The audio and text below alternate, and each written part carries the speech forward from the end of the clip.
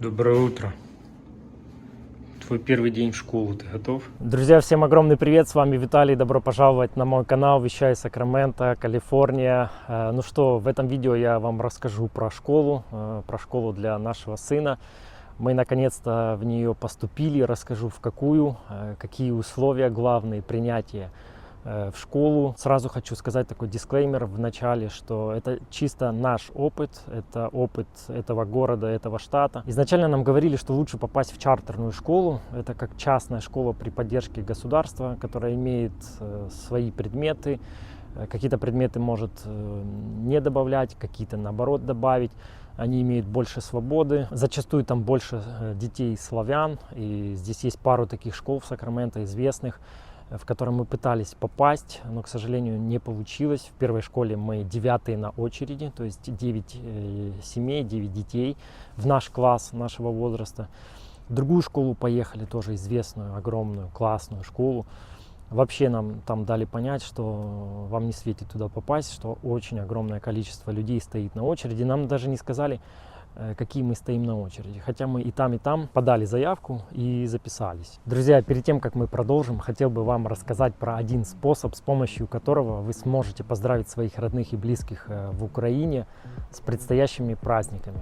Это, конечно же, сервис денежных переводов Tempo. Tempo — это компания, основана в 2008 году. И вот уже 14 лет помогает людям переводить деньги своим родным и близким по всему миру. Недавно компания запустила денежные переводы из Польши в Украину, а также ожидается запуск денежных переводов и из США также в Украину. Желая поддержать народ Украины в это непростое время, компания дает возможность переводить деньги без комиссии по очень выгодному курсу. Это надежный сервис, который регулируется Банком Франции. Регистрация занимает всего пару минут, а денежные переводы являются моментальными и мгновенными. То есть зачисление на любой банк Украины всего за пару минут. Сервис абсолютно бесплатный, без каких-либо скрытых комиссий. Предлагаю убедиться в этом лично, перейдя по ссылке в описании, скачав приложение Tempo. Вы уже можете отправить деньги своим родным и близким прямо сейчас. Мы попали в государственную школу, вон она там сзади вдали находится. Это школа, которая относится конкретно к нашему адресу, то есть здесь тоже адреса относятся к конкретным школам. Это начальная школа. Везде, где бы мы ни были, хоть это была чартерная школа, хоть и государственная, везде сходу, на пороге. Самое главное условие — это прививки. Это прививки. Я вам даже сейчас также покажу перечень прививок, которые для начальной школы здесь они хотели. Это главное условие, без которого сказали, что вообще никак вы не попадете в школу.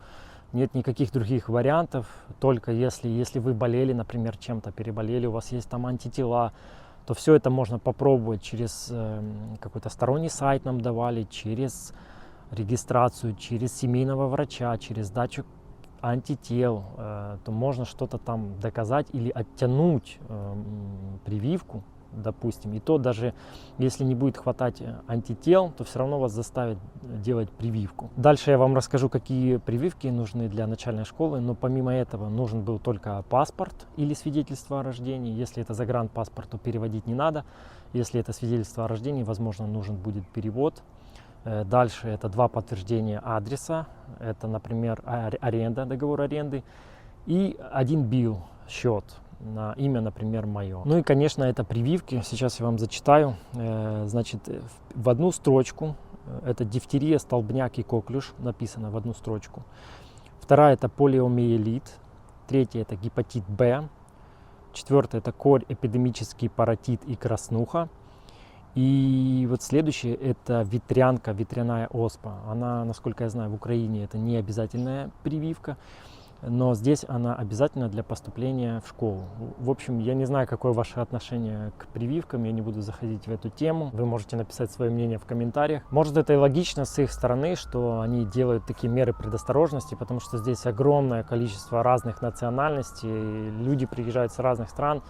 Поэтому они вот такие условия, всем делают прививки, чтобы либо не было болезней, либо чтобы не привозили болезней. Значит, регистрация ребенка в школу начинается с создания учетной записи родителям. То есть я создавал учетную запись на сайте школы. Все достаточно несложно, имейл, пароль, все такое. Дальше вы отвечаете на вопросы. касающиеся ребенка в основном, его пол, а также интересный вопрос, идентифицирует ли ребенок себя с тем полом, который указан в свидетельстве о рождении. Ну, это такие вопросы, к каким мы не привыкли в наших странах, но здесь они присутствуют в этом штате. Прикрепляете подтверждение адреса, прикрепляете паспорт. Все, в принципе, несложно. Можно за 20-30 минут управиться. После того, как я заполнил заявку, на следующий день мне позвонила женщина на русском языке. Сказала, что все у вас хорошо, заявочка заполнена, все такое на вашего ребенка, но единственное, у вас не хватает одной прививочки, и это главное условие, без нее вы никак не попадете. Либо, говорит, пробуйте делать какой-то отвод через семейного врача, через дачу антител и так далее. Но мы здесь общались уже также с другими людьми, которые также пытались сдавать на антитела, если ребенок переболел, например, в детстве на ветрянку. И все равно оказалось, что мало антител, и все равно заставили делать прививку. В брошюрке, в которой они скинули, есть несколько точек по городу, где они делают прививки детям. Это выглядело так, что приезжает огромный автобус, это такая мобильная станция, где делают прививки прямо на парковке в определенном месте. Мне еще сказали, приедь как можно раньше, не позже 7 утра, потому что прививки делают только 10 людям первым в порядке очереди. И когда мы приехали в 7 утра, уже стояло 2 машины перед нами. Я не знал, что это будет мобильная станция, я думал, что это будет стационарное помещение. К 8 утра приехал огромный разрисованный автобус. Выставили стулья, палатки, еще был дождь и было очень холодно. В общем, вся эта регистрация людей была прямо на улице, было холодно, страшно. И очень это все долго занимает, вся вот эта процедура, вся вот эта писанина, заполнение вот этих анкет, это просто заняло куча времени. В итоге мы в 7 утра приехали, сделали прививку только в 10:30 где-то или даже в 11. После того, как нам сделали, дали документ подтверждающий, который я выслал на почту, и потом ждал, когда нам перезвонят, и ребенок поступит в школу. Здесь дети поступают не в класс, в котором они были, а они здесь поступают по возрасту, по году рождения. Например, наш ребенок поступил в 4 класс, хотя он учился в 3. Вот, школа выглядит так, все немного отличается. Здесь, например, в портфелях они носят только ланчи в основном, это еда. Здесь пока, я не знаю, что будет дальше, пока нет книг, пока нет тетрадей. У них еще такая интересная политика насчет завтраков и обедов. Можно за них платить, можно за них не платить. И никто не может тебе ничего сказать, спросить или требовать с тебя. Такая политика, что все равны, и вот не важно, какое твое финансовое положение, завтрак и обед можно принимать бесплатно. Школы выглядят, конечно, немножко непривычно. Это такие очень низкие одноэтажные школы. Ну ладно, рассказываю за свою. И такие выглядят внутри, как будто они собраны из контейнеров. И нет какого-то большого помещения, холла, коридоров, как мы привыкли, там 2-3-этажной школы. Это как такие помещения, контейнеры, прям с улицы, ты как бы входишь сразу в свой класс, прямо с улицы, и вот так вот с улицы, так у них расположены двери. Рюкзак ты свой вешаешь на входе и входишь в комнату, получается, без рюкзака. А в рюкзаке, получается, только ланчи, телефоны у них, я не знаю. Очень много времени они гуляют, проводят на улице и играют. То есть никакой большой нагрузки на детей на данный момент вот в 4 классе нет вообще. Ребенок после первого дня сказал, что ему все понравилось, что они много гуляли на улице, часа 3,5 в первый день. Ну, посмотрим, как будет дальше. Еще интересный момент. До того, как нам пришло подтверждение на почту о том, что наш ребенок принят, это, конечно, заняло много времени, вот эти ожидания. Мы хотели, чтобы он попал как можно раньше, но быстро не получалось. Вот. И мы даже подъезжали к школе и просились, чтобы его взяли, и просили заполнить на месте. Нам сказали: нет, ждите подтверждения на почту. И больше разговаривать с нами не хотели. Но когда уже пришло подтверждение на почту о том, что он принят, на следующий день мы приезжаем в школу, сразу привели пани, то есть учителя нашего. Это такая женщина лет 55, низенького роста, уже выглядит даже может больше, я не знаю. Но дальше все были очень милые, приветливые. Была еще одна девушка, которая провела нас по школе, нас, родителей, и его также, показывая, что где находится, привели к классу. Он туда зашел, его обступили сразу дети. Очень интересный такой момент, что в этой школе, в его классе нет ни единого русскоязычного ребенка. То есть мой сын единственный русскоязычный в классе. В принципе, для изучения английского языка, я думаю, это идеальный вариант. То есть он выучит язык намного быстрее, чем в какой-либо другой школе, где наполовину дети славянских семей и также разговаривают на русском. Но наш ребенок держится очень хорошо. Напомню, ему 9 лет, он в 4 классе здесь в Америке. Абсолютно нет у него никаких проблем, я за него очень рад. Думаю, что он очень быстро выучит язык. Ожидаем, что буквально за несколько месяцев он уже полностью будет все понимать и даже уже что-то говорить. Эта школа, к которой относится наш адрес, находится немножко дальше школы, другой государственной, которая находится ближе. Изначально я думал, что мы относимся туда, и ездил туда, вот, хотел туда попасть.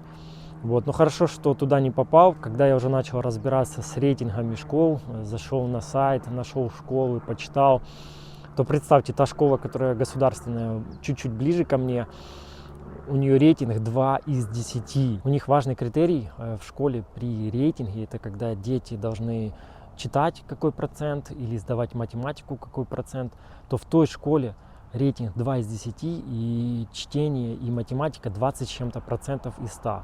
А в этой школе, в которой мы попали и к которой относится наш адрес, она находится немножечко дальше, но у нее рейтинг 7 из 10.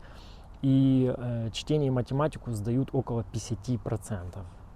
Вот. Я не знаю, как это на наш лад перевести, хорошо это или плохо. Еще в этом рейтинге всегда пишут, какие расы, дети каких рас, и это абсолютно нормально.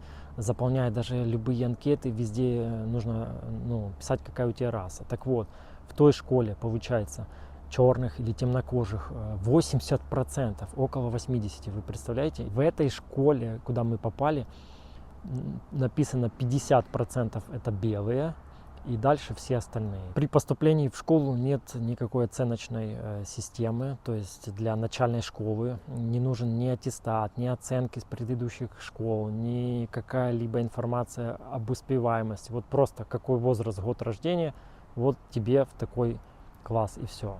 Дальше, может быть, со средней школы, либо с высшей школы нужно, наверное, будет аттестат и еще какие-то другие подтверждающие документы, где он учился, какие были у него оценки. Наша школа с 8:30 до 14:30 каждый день, и только в четверг с 8:30 до часу 15. Выглядит это так, что все на машинах подъезжают к школе и по очереди быстро высаживают ребенка и отъезжают. Либо можно где-то запарковать дальше, если есть место, и привезти ребенка. Также и когда забираешь ребенка, все подъезжают. Конечно, когда мы забирали, было намного больше машин, чем утром. Мы даже стояли 10 минут вот этой колонне, то есть пока все подъезжают, дети уже там стоят, быстро прыгают в машину, и ты отъезжаешь. Райончик здесь очень неплохой, как вы можете видеть, очень неплохие дома, никаких бомжей, наркоманов здесь мы не видели ни разу.